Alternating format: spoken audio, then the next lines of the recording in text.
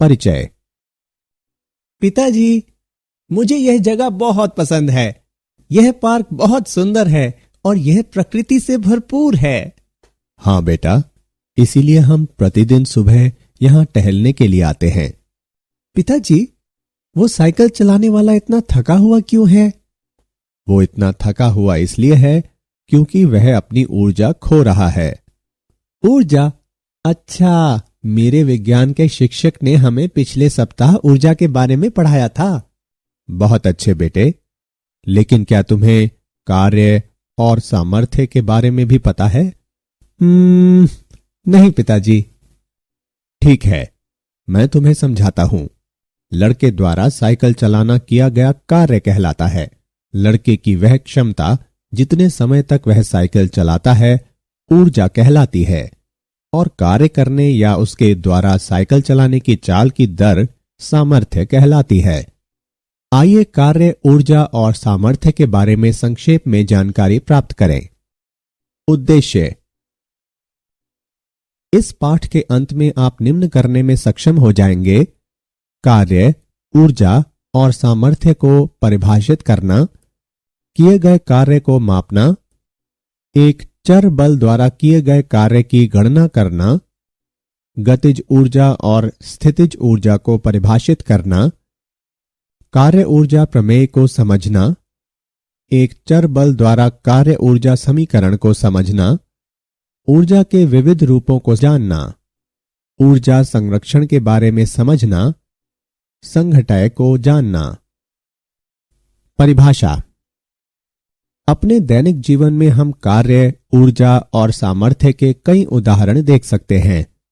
Swimming pool में तैरता हुआ एक तैराक, एक खेल में दौड़ता हुआ एक लड़का, एक स्थान से दूसरे स्थान पर एक भारी बक्से को उठाकर ले जाता एक व्यक्ति।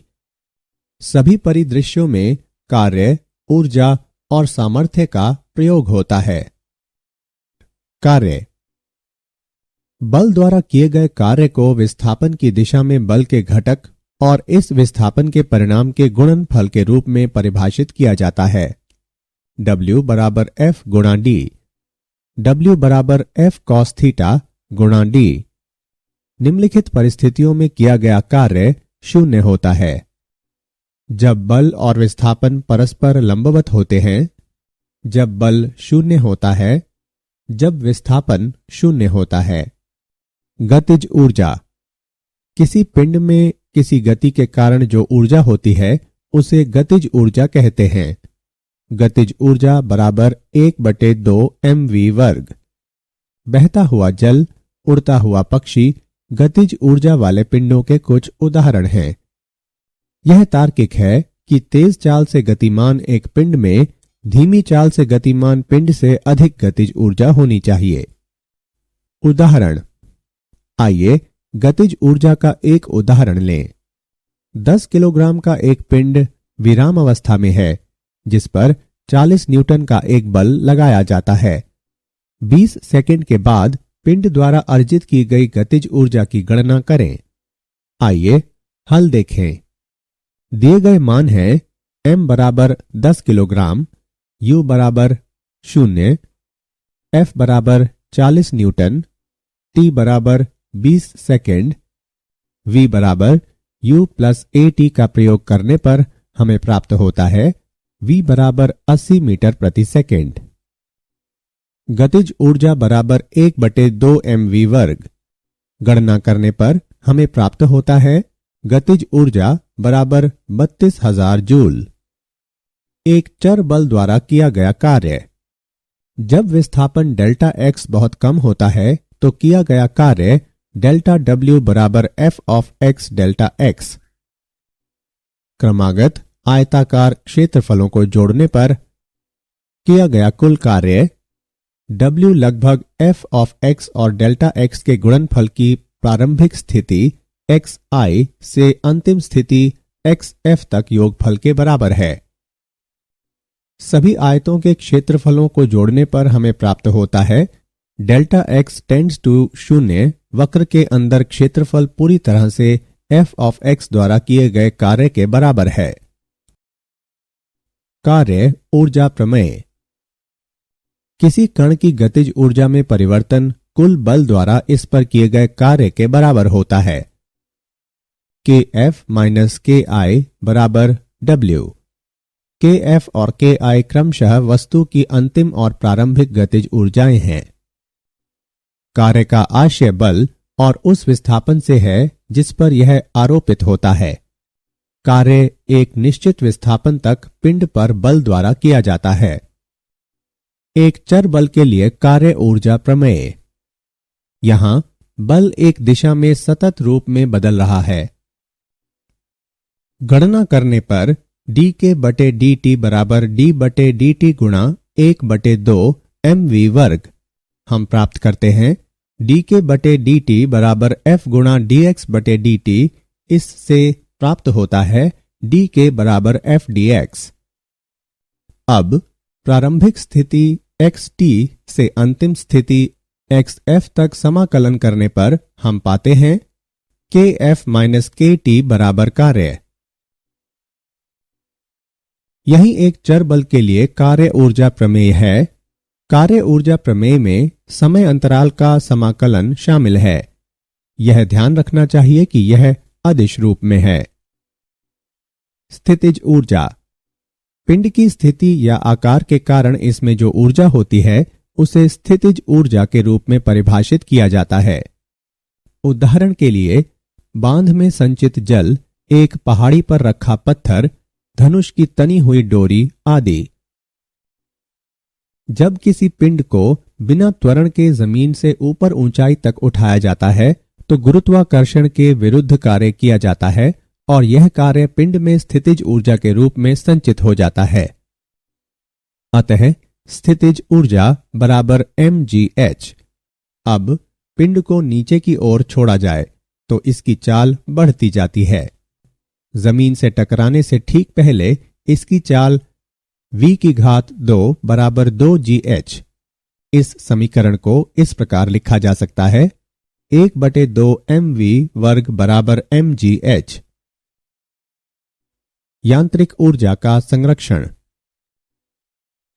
किसी निकाय की कुल यांत्रिक ऊर्जा संरक्षित रहती है यदि इस पर कार्य करने वाले बल संरक्षी हों। आइए इसे एक उदाहरण से समझें। विचार करें कि आरंभ में m द्रव्यमान का कोई पिंड जमीन से h ऊंचाई पर बिंदु B पर रखा है। B पर पिंड की यांत्रिक ऊर्जा है mgh। मान लें कि B से x दूरी पर एक बिंदु A है और यदि A पर पिंड का वेग u हो तो u वर्ग बराबर 2gx। A पर पिंड की यांत्रिक ऊर्जा बराबर A पर पिंड की गतिज ऊर्जा प्लस A पर पिंड की स्थितिज ऊर्जा। इसकी गणना करने पर हम प्राप्त करते हैं A पर पिंड की यांत्रिक ऊर्जा mgh है। यदि जमीन से टकराने से ठीक पहले पिंड का वेग v हो तो v वर्ग बराबर 2gh। यहां O पर पिंड की यांत्रिक ऊर्जा बराबर O पर पिंड की गतिज ऊर्जा प्लस O पर पिंड की स्थितिज ऊर्जा। इसकी गणना करने पर हम प्राप्त करते हैं O पर पिंड की यांत्रिक ऊर्जा mgh है। सभी उपरोक्त समीकरणों से स्पष्ट है कि किसी पिंड की यांत्रिक ऊर्जा इसके मुक्त रूप से गिरते समय संरक्षित रहती है। एक स्प्रिंग की स्थितिज ऊर्जा। जब किसी स्प्रिंग को बिना किसी त्वरण के फैलाया या संपीड़ित किया जाता है तो एक बाह्य बल द्वारा कुछ कार्य किया जाता है। यह कार्य स्प्रिंग में स्थितिज ऊर्जा के रूप में संचित हो जाता है। जब एक स्प्रिंग को फैलाया या संपीड़ित किया जाता है तो इसी प्रत्यस्थता के कारण स्प्रिंग में एक प्रत्यानयन बल उत्पन्न होता है जो इसकी लंबाई में परिवर्तन के अनुक्रमानुपाती होता है। प्रत्यानयन बल को इस प्रकार व्यक्त किया जाता है F अनुक्रमानुपाती x। F बराबर माइनस kx, जहां k बराबर स्प्रिंग का बल नियंत्रांक है और ऋण चिन्ह प्रदर्शित करता है कि यह सदैव परिवर्तन की विपरीत दिशा में कार्य करता है। तब इसका क्षण आवश्यक बाह्य बल F बराबर kx इसकी लंबाई में और dx परिवर्तन करने में बाह्य बल द्वारा किया गया कार्य है। dw बराबर F सदिश और dx सदिश का डॉट गुणनफल, या dw बराबर kx dx। अब इसकी लंबाई में L परिवर्तन करने में बाह्य बल द्वारा किए गए कार्य की मात्रा W बराबर dw का समाकलन। इसकी गणना करने पर हम प्राप्त करते हैं W बराबर 1/2 kl वर्ग। तब स्प्रिंग की लंबाई में L परिवर्तन करने पर इसकी स्थितिज ऊर्जा है स्थितिज ऊर्जा बराबर W। स्थितिज ऊर्जा बराबर 1/2 kl वर्ग। ऊर्जा के विविध रूप। ऊर्जा कई रूपों में पाई जाती है जो एक से दूसरे में रूपांतरित हो जाती है। वे इस प्रकार हैं: ऊष्मीय ऊर्जा, रासायनिक ऊर्जा, विद्युत ऊर्जा, नाभिकीय ऊर्जा। ऊष्मीय ऊर्जा। प्राचीन काल में मानव पत्थरों को रगड़कर आग जलाया करते थे। यहां घर्षण द्वारा किया गया कार्य ऊष्मीय ऊर्जा के रूप में रूपांतरित हो जाता है। इससे पत्थरों की आंतरिक ऊर्जा बढ़ जाती है। जब पत्थरों का तापमान एक निश्चित सीमा तक बढ़ जाता है तो आग की एक चिंगारी उत्पन्न होती है। रासायनिक ऊर्जा। रासायनिक अभिक्रिया में भाग लेने वाले अणुओं की बंधन ऊर्जाएं अलग अलग होती हैं।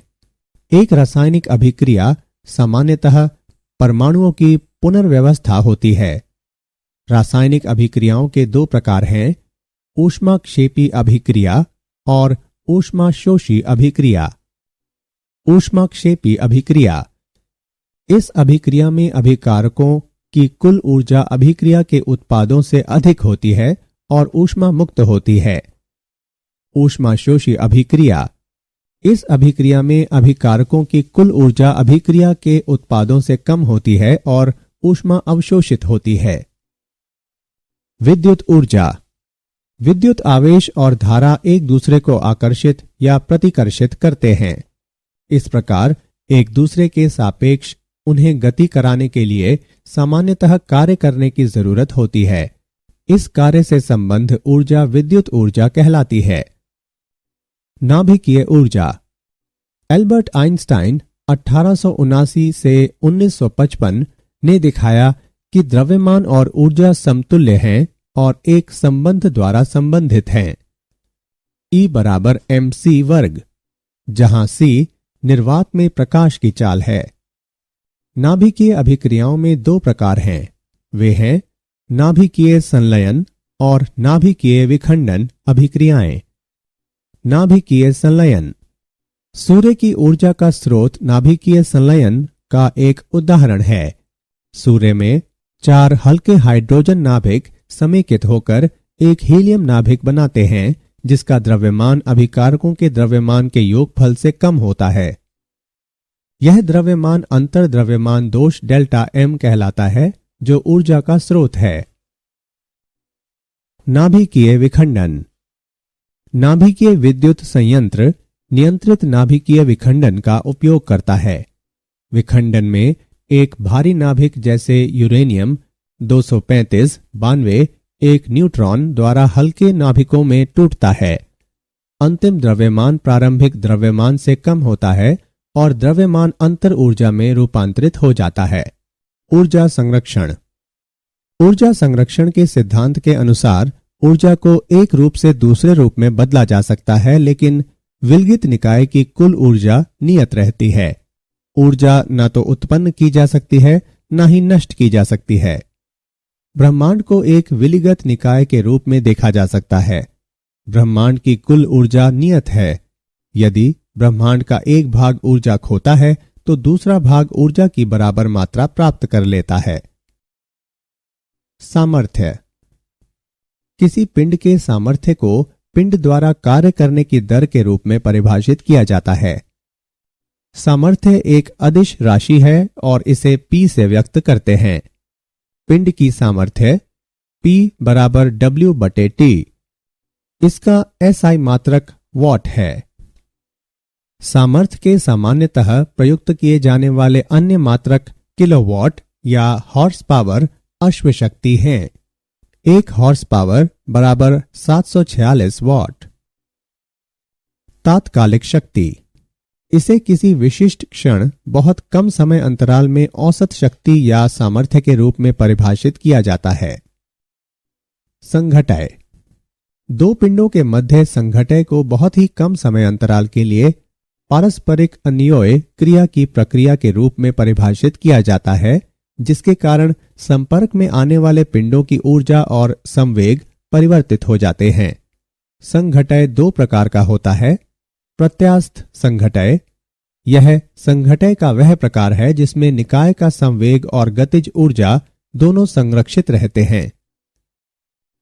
अप्रत्यास्थ संघटय, यह संघटय का वह प्रकार है जिसमें निकाय का संवेग तो संरक्षित रहता है, जबकि निकाय की गतिज ऊर्जा संरक्षित नहीं रहती है। एक दिशा में प्रत्यस्थ संघटय, दो पिंडों के मध्य एक ऐसा प्रत्यस्थ संघटय है जिसमें संघटय के पहले और बाद में वे एक ही सीधी रेखा में गति करते हैं।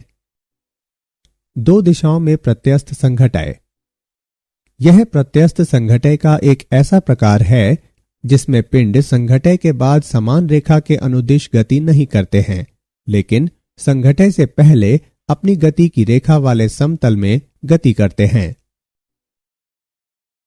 क्या आप जानते हैं, जेम्स वॉट एक व्यापारिक परिवार में पैदा हुए थे। उन्होंने स्कॉटलैंड में इंजीनियरिंग का कार्य किया। उन्होंने भाप इंजन को इस सीमा तक सुधार दिया कि अधिकांश लोग यह सोचते हैं कि वॉट ही भाप इंजन के आविष्कारक हैं। यह ध्यान रखना रोचक है कि मूलतः भाप इंजन का विकास न्यूकोमेन ने किया था। कार्य एक ऊर्जा है जिसे वस्तु पर कार्यरत बल के साधनों द्वारा एक वस्तु में या से स्थानांतरित किया जाता है। वस्तु को स्थानांतरित ऊर्जा धनात्मक कार्य होती है और वस्तु से स्थानांतरित ऊर्जा ऋणात्मक कार्य होती है। स्थितिज ऊर्जा की अवधारणा केवल संरक्षी बलों के मामले में ही पाई जाती है। एक अग्र कार्य किया गया तब कहा जाता है कि जब एक डाइन का बल किसी पिंड को बल की दिशा में 1 सेंटीमीटर विस्थापित करता है। सारांश, आइए हमने जो कुछ सीखा उसे संक्षेप में दोहराएं। आरोपित बल द्वारा कार्य तब किया गया कहलाता है जब पिंड जिस पर बल कार्य करता है बल की दिशा की लंबवत दिशा को छोड़कर अन्य किसी भी दिशा में विस्थापित हो। जब किया गया कार्य धनात्मक होता है तो पिंड की गतिज बढ़ती है।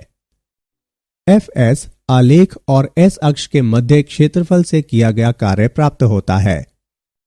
किसी अभिकारक का सामर्थ्य अभिकारक द्वारा किए गए कुल कार्य और इसके द्वारा लिए गए समय का अनुपात होता है।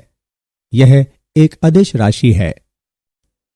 पिंड की ऊर्जा पिंड के कार्य करने की क्षमता या योग्यता है। यांत्रिकीय ऊर्जा दो प्रकार की होती है, गतिज ऊर्जा और स्थितिज ऊर्जा। कार्य ऊर्जा प्रमेय के अनुसार किसी बल द्वारा किया गया कार्य पिंड की गतिज ऊर्जा में कुल वृद्धि के बराबर होता है। ऊर्जा संरक्षण नियम के अनुसार ऊर्जा का कुल योगफल नियत रहता है। जब दो पिंड एक दूसरे से टकराते हैं या एक पिंड का मार्ग दूसरे पिंड के प्रभाव द्वारा बदल जाता है तो कहा जाता है कि दोनों में संघटय हुआ है।